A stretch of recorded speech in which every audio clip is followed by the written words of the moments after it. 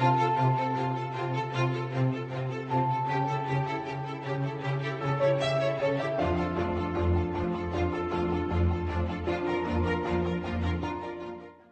viewers to the series Exploring Careers in Conflict Transformation. My name is Laura Rivera. I am a recent graduate from Middlebury College, class of 2023. And I would like to introduce this episode's guest speaker. I am joined today by Brian Concannon, class of 1985 and executive director of the Institute for Justice and Democracy in Haiti. Welcome and thank you for joining us, Brian. Well, thank you for having me, Laura. It's good to be with you. Well, Brian, this series explores a number of different professional roles in the field of conflict transformation.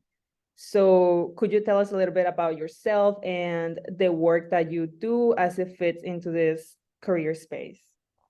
Sure. My job is executive director of a nonprofit called the Institute for Justice and Democracy in Haiti, which does, as its name suggests, we try to find ways to promote justice and democracy in Haiti, both in Haiti and between Haiti and other actors in the international community. And if someone asked me what my job is, I would tell them I'm a human rights lawyer, and how that fits into conflict resolution is that we see the law as a nonviolent way to resolve conflicts, and that is both in terms of within a country like Haiti. So if there's a dispute about elections, one of the ways of resolving those is to go to court and argue it out. That might be a good alternative to shooting, but also it's a way of dealing with, and often in our work, abuses by government officials, by police, by military, that by bringing people before courts, it's a way of establishing the truth, of establishing accountability in a way that both helps resolve past conflicts and, more importantly, from our client's perspective, avoids future conflicts. And then the second part of that is that Haiti is, to a large extent, the current situation in Haiti is to a large extent the product of poor treatment by the international community of Haiti. And it's a complicated history, but the quick analysis is that Haiti was the first free Black republic, and it became an independent country in a world run by countries that had built their power on slavery, including ours, and that ever since it has paid for that. And we see that international law and human rights law is a way of helping to force the international community to treat Haiti more fairly. From what I understand about the Institute, there is a certain emphasis on giving access to the system to poor people who can't afford, paying for a lawyer or like attorney fees, all of that. So I'm wondering, like, is this the certain population that you're serving? And I understand it's located in Haiti. So could you expand a little bit on that? Yeah, so both in our international work and our Haitian work, we do see our constituents as the majority of Haitians who are deeply impoverished. And we work directly with some people. That's mostly done by my colleagues in Haiti. So IJDH is a US-based nonprofit. We have a sister organization called the Bureau des Avocats Internationaux, or International Lawyers Office, that I used to work for. But my model for that was I worked there for 8 years, living in Haiti. I helped share the privileges that I had as an American, including my education at Middlebury and other places, and really trained Haitian lawyers in what I had to teach. And then came back to the United States, allowed my Haitian colleagues to carry on and to lead the work there, with me playing a supportive role of their in-country work, but also bringing Haitians' fight for democracy and justice to the United States and other places where too many decisions about Haitians' rights are made. I guess related to this last point that you're making, what methods do you use to support building that constitutional democracy, justice, and human rights, and will accomplish the goals of the institution? The methods we use, we do a range of things. We are a group of lawyers, so we do some in-court legal work. That's mostly these days done by our Haitian colleagues who try to get the Haitian court system to work for Haiti's poor. We also do some work where we don't think we can get the Haitian courts to work. We'll sometimes bring cases in international forum, such as the Inter-American Commission on Human Rights. We've occasionally done some cases in the United States. We worked on a challenge of the Trump administration for illegally canceling temporary protected status, which was an immigration status given to Haitians, and it was terminated on patently racist grounds, which is a constitutional violation. And so we did challenge the Trump administration on that successfully. But a lot of our work is actually done outside of the courtroom. We prepare human rights reports, we prepare analyses, we do interviews on media, we write our own things. We work with members of Congress who care about human rights in Haiti to try to get a better US policy. And we do a lot of collaboration with the Haitian American community to help them do advocacy consistent with their, with the interests of their families and friends back home. I guess now in your role as executive director and well, the founder, what do you find most interesting, challenging? And I guess this could also, you can also talk about your experience actually trying the cases at one point or another. Mm-hmm.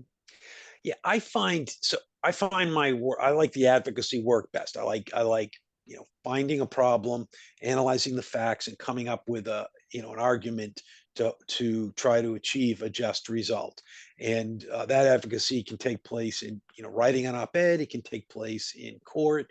It can take place in writing a pleading for court. It can also be approaching a member of Congress.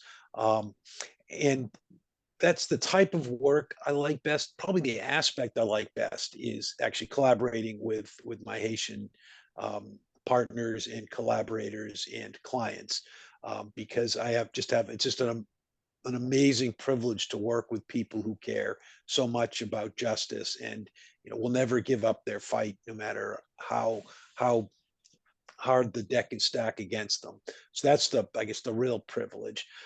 And I am executive director, as you mentioned. I'd actually rather have a different job. And this is, I think, an important thing for people as they think through their careers, where in many fields you can kind of get promoted to the point where you're not doing the work you like to do best. And as executive director, I do a lot of different work, fundraising and management and finance and things like that aren't really my favorite work. I mean, it's a privilege to be able to do it so that some of my teammates can get to do the advocacy work. But I'm actually trying to figure out a way where I can get back to be doing more of the direct advocacy that I'm doing now.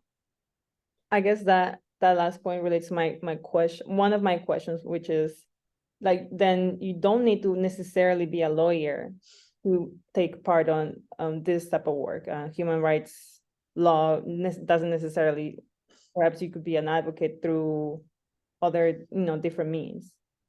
Oh, certainly. I mean, I am glad I went to law school. I use the analysis that I learned there every day, but there are other ways of developing those skills, and almost very little bit of my work requires a law degree. And so I certainly would encourage anybody interested in human rights to consider law school and see if that's something that's going to be a good fit for them. But law school, especially now, it's expensive. It's 3 years of your life, and so I would encourage, and I do encourage, when Middlebury students and others ask me about getting into human rights law, I do encourage people to think through exactly what they want to be doing. And a lot of advocacy can be done without a law degree, and to consider other ways of getting the skills they need to do the work that they want to do besides going to law school. After working so many years in this field and specific around human rights, what are the biggest challenges that you think that are shaping the focus of your work going into the future? Um, so one of the challenges is I think that this is a tough time to be doing justice work anywhere, in the United States, internationally, and in many countries around the world.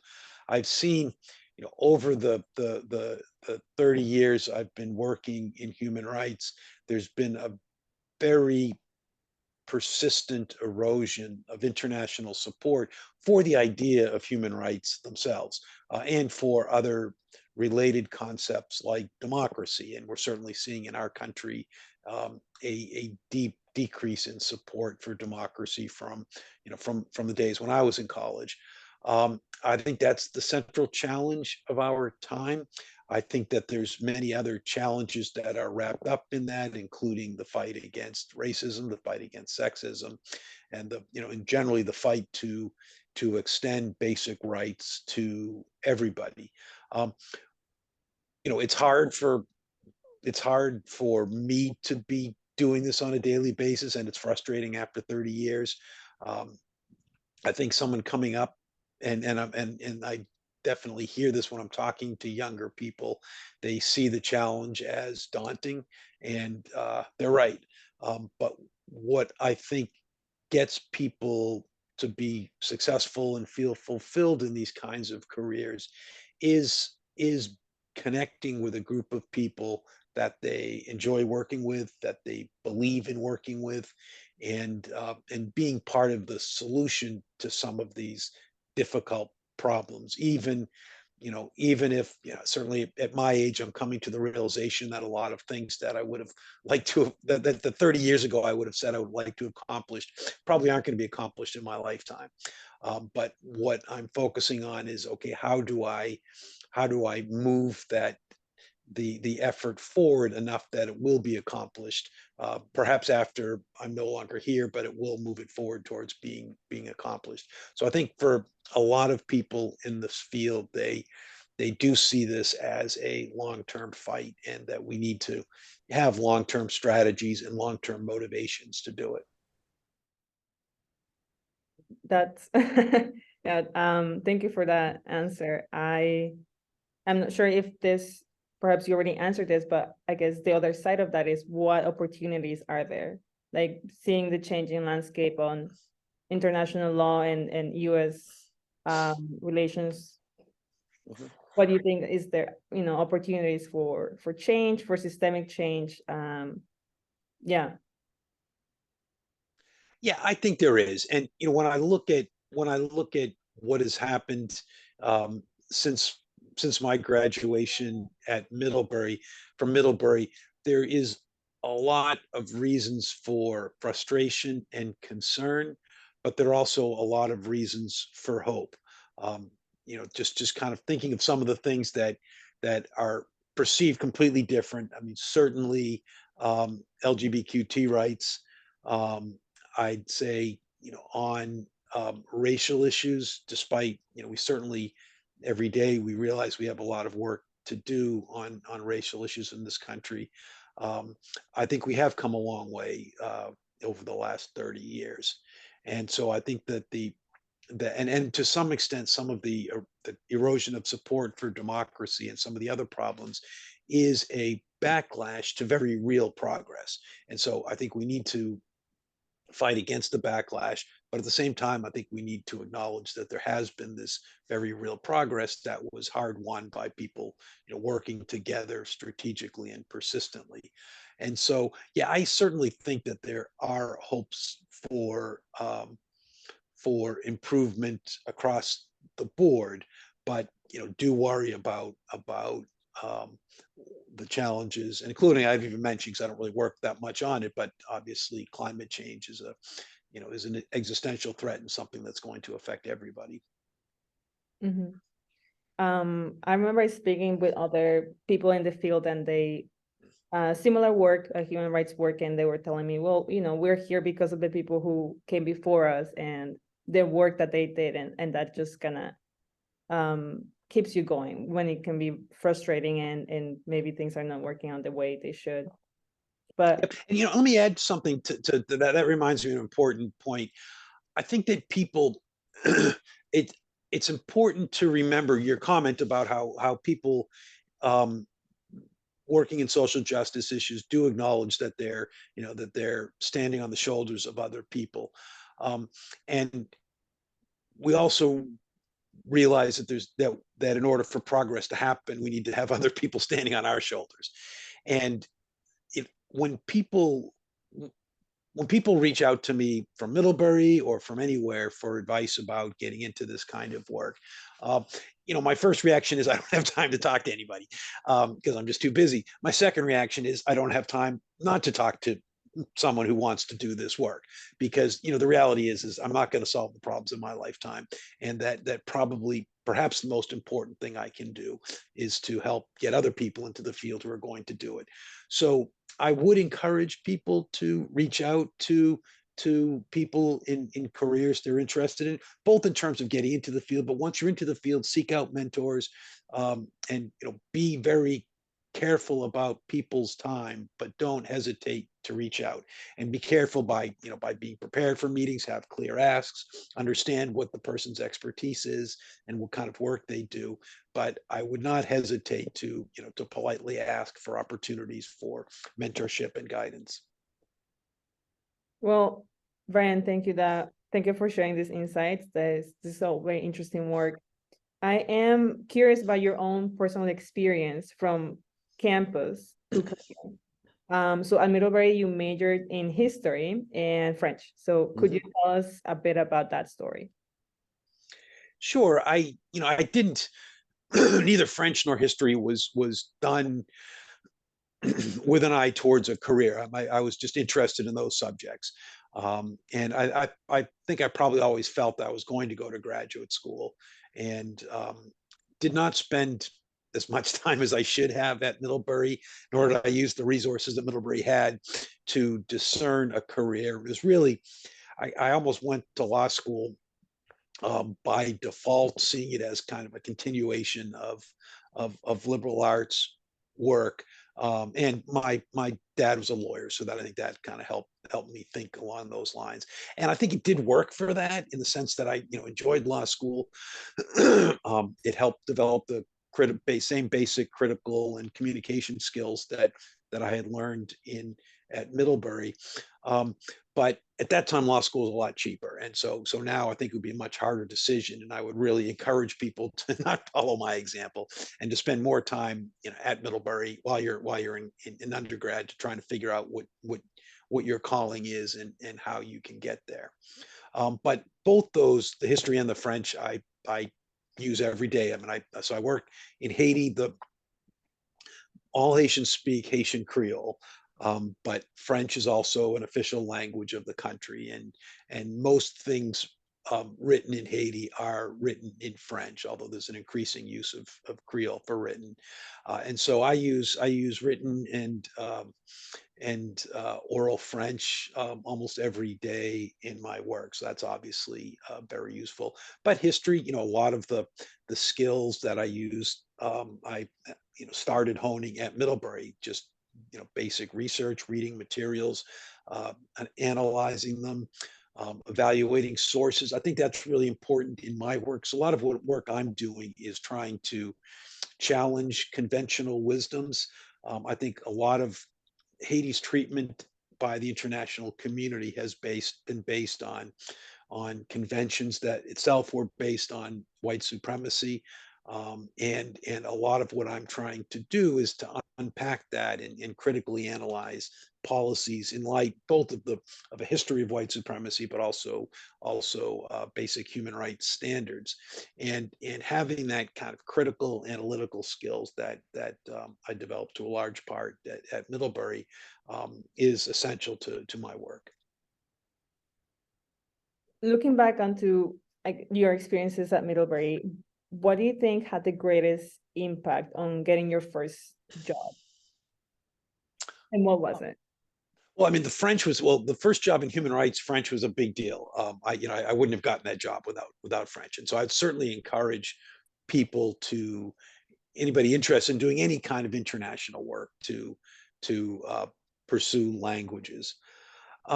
I think that the other parts, I mean, by the time I got my first job in human rights, I'd been working as a lawyer. So, and to a large extent, it was built on law school. But I think the other main skill I brought was an ability to write. And I would encourage everybody to take every opportunity they can at Middlebury, at graduate school, and every day afterwards to develop your writing skill. You know, I found to the extent that I was able to write well, that was a huge help. To the extent that my writing needed improvement, that was always a hindrance to what I wanted to do. And it's something that you're always building. You're never going to completely master, but you need to really try. You know, as a supervisor, I supervise a lot of lawyers and also collaborators, and I'm regularly disappointed that people who've gone through fairly rigorous educations aren't able to communicate, especially in writing, as well as the situation requires. But also, you know, I'm frustrated if I look at a draft I did last week, I think, oh, that stinks and I got to redo it. But it's just, you know, I can't emphasize enough that written skills are so useful, especially to a small nonprofit like us, but any kind of advocacy work. Mm-hmm. I remember one of my Middlebury professors, he was quite emphasizing a lot of writing and writing ability. He was to say the essence of writing is rewriting, and that was just kind of the core of this class was writing, which is, I mean, it appears to be like one of the essential skills that you really need out there if you want to do any sort of work related to law, related to human rights. Yep. And it's again something that I am always working on, and everybody I know who's a good writer is always working on it. I guess related to your different path, different jobs, different careers, was there a defining moment that helped you put you on your current career path? It wasn't a defining moment as much of a process. And this is, again, I think an example that is useful for people to not follow than for people to follow. I just didn't invest enough time in both in college and in law school figuring out what I really wanted to do. Partly I was, you know, focusing on my studies, which were interesting, and just other activities. And which I don't regret that, but I think I would have been better off had I spent more time on discerning my vocation, and using the resources that were available to me. It was after I had graduated from law school and had worked for a couple of years for a law firm, and I didn't hate the work at the law firm. It was well paying. It was a good opportunity to train and to develop my skills, but it just wasn't. I wasn't excited getting up in the morning to go to work. I felt that I was someone who needed to, when I get up in the morning, I wanted to be doing something that I felt really made a difference, and I wasn't finding that in my law firm work. And so it was really that kind of realization that I needed on a daily basis to be making a difference that impelled me to, you know, to first leave the law firm, and then it took me some time to try to figure out what exactly was my vocation. And it was through, you know, several months of talking to some counselors, talking to different people who were involved in different international fields before I decided that human rights was what I wanted to do. Yeah, I would advise, and I think I would advise anybody to take time off between college and law school, unless you're 100% certain that that's what you want to do. I mean, I think most students now take multiple years off, and I think it's definitely worth it to figure out whether you think that law is what you want to do. And I also think one of the things, as people are discerning their career, they should think about the subject matter that they want to work on. And this is something that I did not do until later than I should have, but really think through what kind of institution you fit best. And for example, one kind of big example in my career was I started off in Haiti with the United Nations, which is a big organization. There are lots of advantages to working in a big organization, but there are also a lot of disadvantages. And um, I've now, ever since then, so it's now the last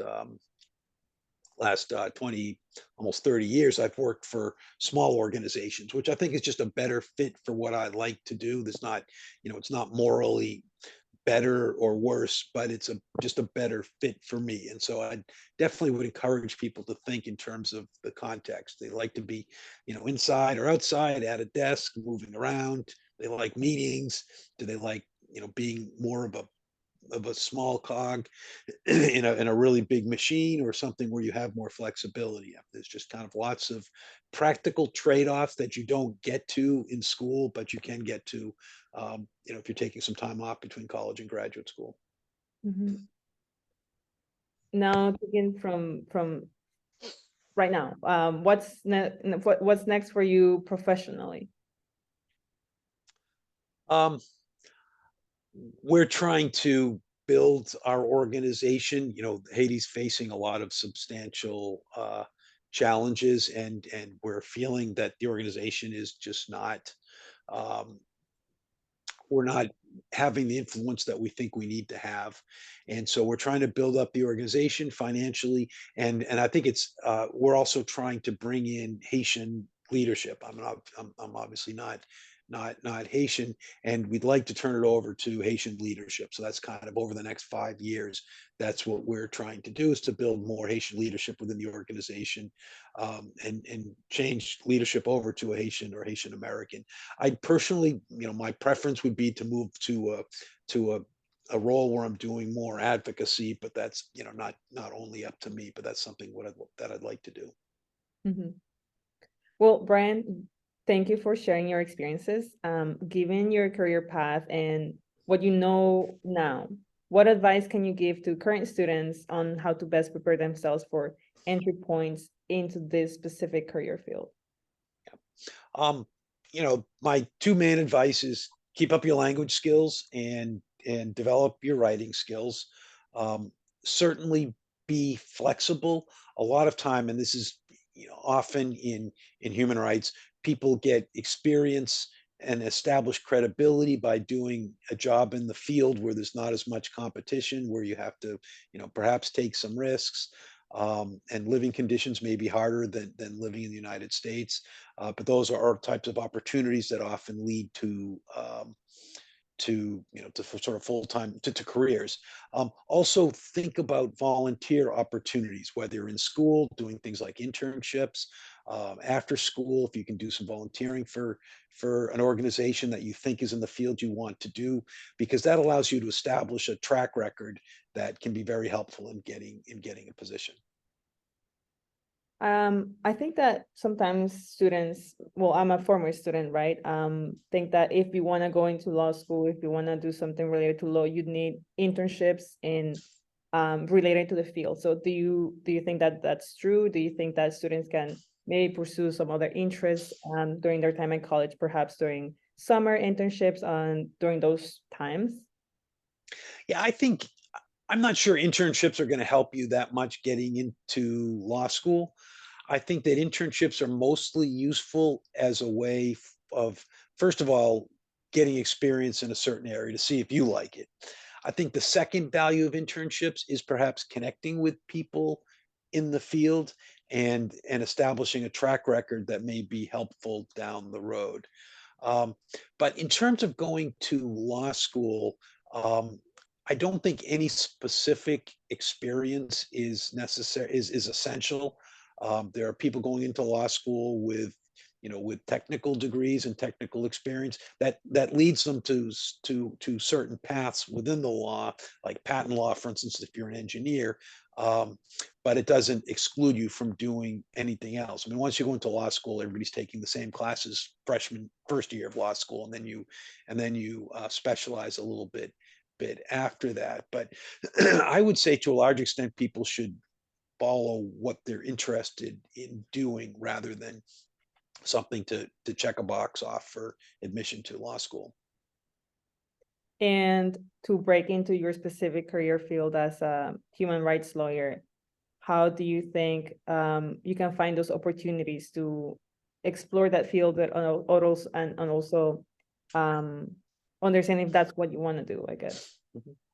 Yeah, I think, one of the ways is, as you mentioned, internships, and we have every all throughout the year, plus the summer, we have undergraduates and law students who are doing internships with us, and lots of people have said that or lots of people have used that as a launching pad for a career, both going to law school but also pursuing non-legal tracks.